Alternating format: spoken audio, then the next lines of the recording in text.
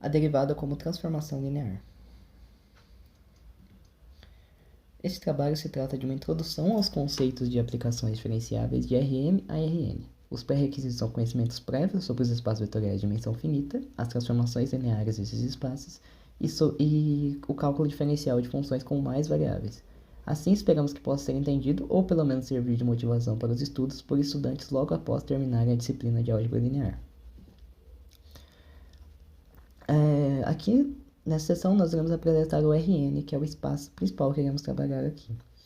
O conjunto do Rn, ele consiste das n-uplas x1, x2 até xn, em que xj é um número real. E nós temos que x e y, dois elementos de Rn, são iguais se somente se cada uma das suas componentes, xj e yj, forem iguais para todos os j's. Podemos associar cada elemento x de Rn com uma única matriz coluna, e o inverso também, cada matriz coluna com entradas reais, né, a um elemento de Rn da seguinte forma, por conta desses espaços serem isomorfos. Nós temos que o conjunto Rn munido com as operações de soma e produto por escalar forma um espaço vetorial de dimensão finita e, portanto, admite uma base. E aqui nós enunciamos a base canônica do Rn, que é a mais utilizada por conta da sua simplicidade, né? Em que o primeiro vetor é 1, 0, 0, 0, 0, aí o E2 é 0, 1, 0, 0, 0, 0, e por aí vai. Cada um só tem uma coordenada 1 e o resto são todas 0. O produto interno no espaço Rn é definido como qualquer função que era dois elementos de Rn e leva para os reais, que goza das seguintes propriedades. O produto interno de um elemento por ele mesmo é sempre maior ou igual a zero, e só é zero quando esse elemento é o vetor nulo. Ele é comutativo.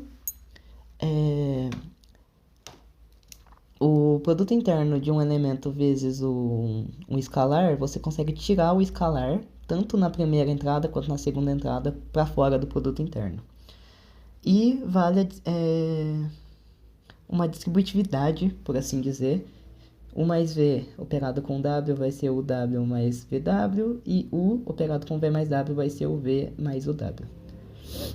E o produto interno mais usual, que será utilizado nesse trabalho, né, é o produto interno euclidiano, que é definido como produto componente a componente, como a soma dos produtos componente a componente.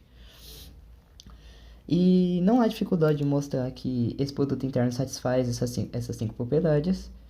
E podemos definir o produto interno em outros espaços vetoriais de forma análoga.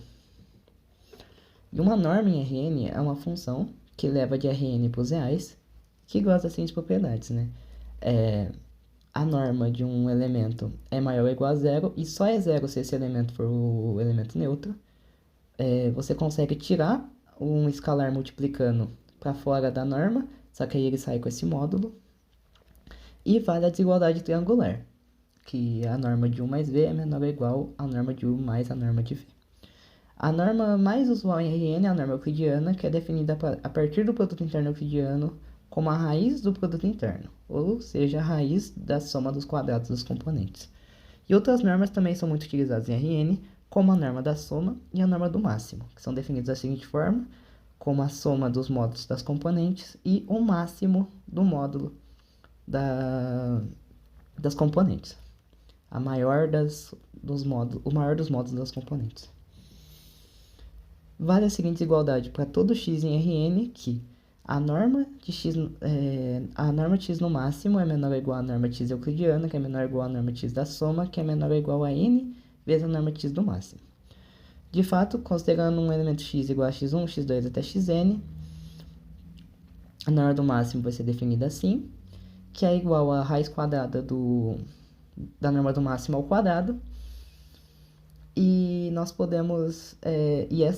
essa norma do máximo ao quadrado é menor ou igual à soma de todas as componentes ao quadrado, né? Porque aqui você pega só uma componente, pega só a maior componente e leva ao quadrado.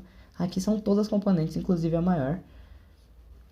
E isso dá igual à norma euclidiana. E agora, utilizando-se da desigualdade triangular e que x pode ser escrito como na base canônica, nós temos que a norma de x vai ser igual à norma dessa combinação linear, que pela desigualdade triangular é menor ou igual à soma das normas dos vetores da combinação, que nós podemos tirar o escalar xj para fora, e nós temos que a norma de EJ é sempre 1, então isso dá igual à soma dos módulos, que dá a norma da soma. E por último, temos que para todo j de 1 até n, nós temos que o módulo de uma componente é menor ou igual à norma do máximo, né? Disso nós temos que a norma da soma, que a soma dessas componentes é menor ou igual à soma de 1 até n da norma do máximo, que vai dar igual, como a norma do máximo não depende do n, né? Não depende de i, né? Aqui eu coloquei errado, era para ser um j.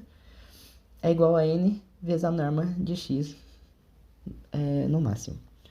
E por conta desse resultado, nós dizemos que essas normas Rn elas são equivalentes.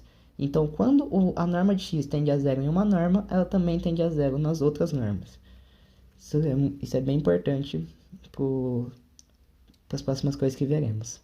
E como produto interno, podemos definir normas para outros espaços vetoriais de forma análoga. E para quaisquer x, y e Rn, tem-se a desigualdade de Cauchy-Schwarz, né? Que é a norma, que o módulo do produto interno é menor ou igual ao produto das normas. Na norma euclidiana. Valendo a igualdade somente se os vetores forem LD.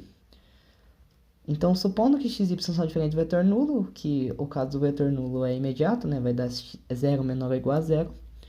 Nós podemos definir o vetor z igual a y menos o produto interno de x por y sobre a norma de x ao quadrado vezes x.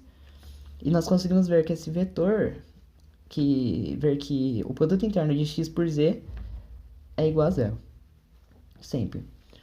Então, se os vetores x e y são linearmente dependentes, então y é igual a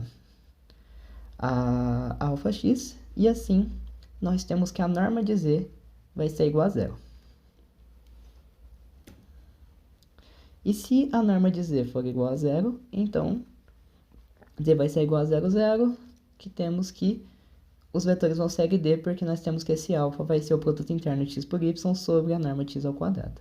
E assim nós mostramos essa equivalência aqui, que a norma de z igual a 0, se somente se x e y são LD.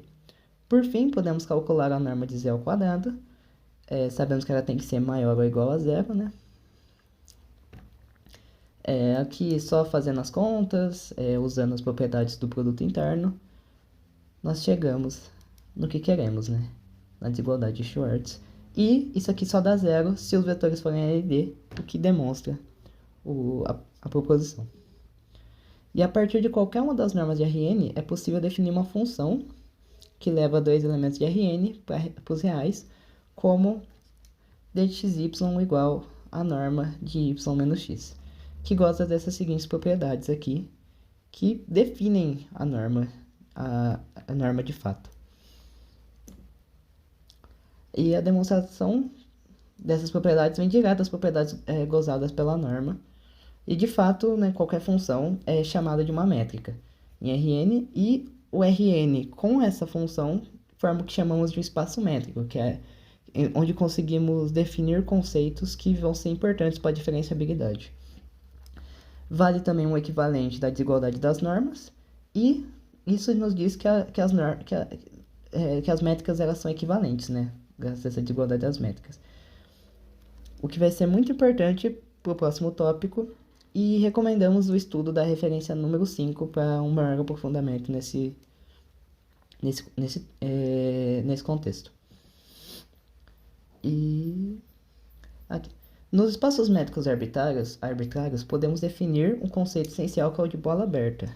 A bola aberta de centro x e raio r é o conjunto dos y em Rn, tal que a distância de y para x é menor que r. Na norma euclidiana é o que seria, né, uma esfera mesmo, uma esfera, uma circunferência, ou uma n-esfera, né, no Rn. E nós temos que um ponto x é um ponto interior se existe um r maior que zero, tal que existe uma bola de centro x e raio r totalmente contida em S. O interior de S é o conjunto de todos os seus pontos interiores, notação int de S. E dizemos que A contida em Rn é um conjunto aberto se A é igual ao interior de A. De fato, como as métricas no Rn são equivalentes, independe de qual métrica nós usamos. Os abertos em uma métrica são os mesmos abertos de outras métricas no Rn. E aqui nós vemos, por exemplo, que o Rn é aberto, pois nós sempre temos uma bola de centro x e raio 1, por exemplo, que está contida em Rn.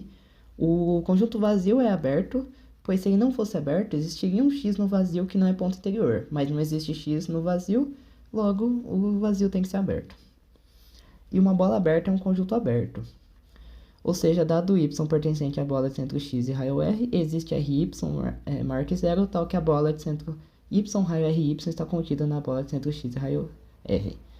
Então, dado y nessa bola de centro x e raio r, tomemos ry menor ou igual a r menos dxy. Se z pertence a essa bola de centro y e raio ry, então d de zy é menor que ry, e temos para a desigualdade triangular que d de z de x é menor ou igual a d de z de y mais d de y de x, que é menor que ry mais d de y de x, que é menor ou igual a r. Portanto, d de z de x é menor que r e mostra que z está na bola de centro x em raio r. Como o z é arbitrário, nós temos que a bola de centro y em raio ry está contida na bola de centro x em raio r. Aqui temos uma interpretação geométrica, no caso do R2, né? Nós supomos o ponto aqui, y, a bola centrada em y, um ponto z dentro dela. Nós temos que essa bola está totalmente contida na bola centro x e raio r. E agora, baseado na referência 4, vamos falar um pouquinho sobre as aplicações diferenciáveis. Dizemos que seja contida em Rn um aberto, diz que uma aplicação f de 1 em Rn é diferenciável em U quando existe na vizinhança de x uma boa aproximação linear para f.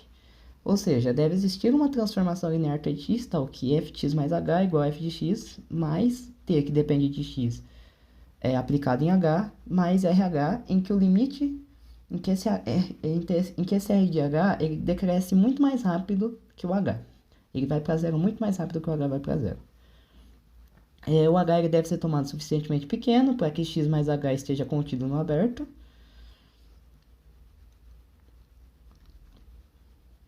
E essa R de h é chamada de resto.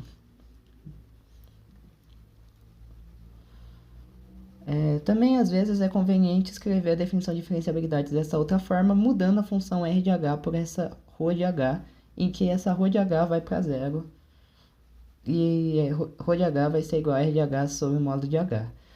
Aí, quando o h for igual ao neutro, né, isso aí daria uma divisão por zero, mas o que dá problema, né, mas quando f é diferenciável, é normal definir essa função ρ de h, ρ de 0, 0, 0, como o zero, né? Então, ρ de h vai ser uma função contínua de h no ponto h e não vai ter problema. Se f de 1 em Rn é diferenciável no ponto x em U, então, para cada vetor h em Rm, tem-se, evidentemente, essas questões aqui. Logo, t de x aplicado em h vai ser igual a esse limite. E como o limite é único, essa transformação linear vai ser única, vai estar bem definida, e chamaremos ela de f' de x ou de f de x, que é a derivada, de fato. E assim nós podemos escrever a diferenciabilidade dessa forma.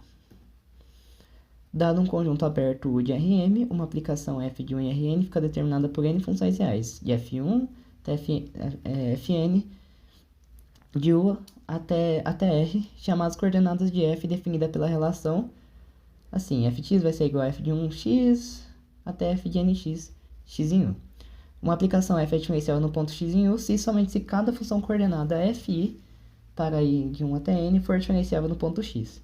Além disso, f' de x vai ser dada pela f1' de x, f2' de x, por aí vai. A prova disso vem do fato que a igualdade fx mais h igual a fx mais t de x h mais r de h é equivalente a n igualdades dessa forma com os índices i. E o análogo para r de h também. E como o limite de r de h sobre módulo de h vai para zero, se cada uma das componentes for para zero, nós temos a relação. E sabemos que podemos encontrar uma matriz dessa transformação linear, já que era uma transformação de Rm para Rn. E nós descobrimos ela calculando aqui nos vetores da base canônica. O limite acima é chamado de jésima derivada parcial de f no ponto x e é indicado por f'x aplicado no vetor EJ, em que EJ é o vetor da base canônica. Assim como f1 até fn são as coordenadas de f, nós temos que del f1, del xj até del fn, del xj são as coordenadas de del f, del xj. Isso nos leva a uma expressão da matriz da transformação linear, f'x de Rn até Rm, relativa às bases canônicas de Rn e Rm, conhecida como matriz jacobiana de f no ponto x. O elemento j dessa matriz vai ser a iésima coordenada do vetor f' de x, do vetor que é a transformação do f'x no vetor da base canônica j. Dessa forma. E cuidado, a existência dessas derivadas parciais e da matriz jacobiana não é suficiente para garantir a diferenciabilidade. Podemos ainda dizer que esse limite aqui, nós podemos chamar ele de derivada direcional. E se a função for diferenciável, existem todas as derivadas direcionais, só que a recíproca ela é falsa. Contra-exemplo disso, comum vem em cálculo, que é dessa função aqui, em que calculando a derivada direcional no 0, 0, nós temos que isso aqui não é uma aplicação linear, né? Não depende linearmente do h, logo, essa função não é diferenciável. Uma aplicação constante é claramente diferenciável, sua derivada em qualquer ponto é igual à transformação linear nula. Uma transformação linear, t de Rm e Rn, é diferenciável em cada ponto.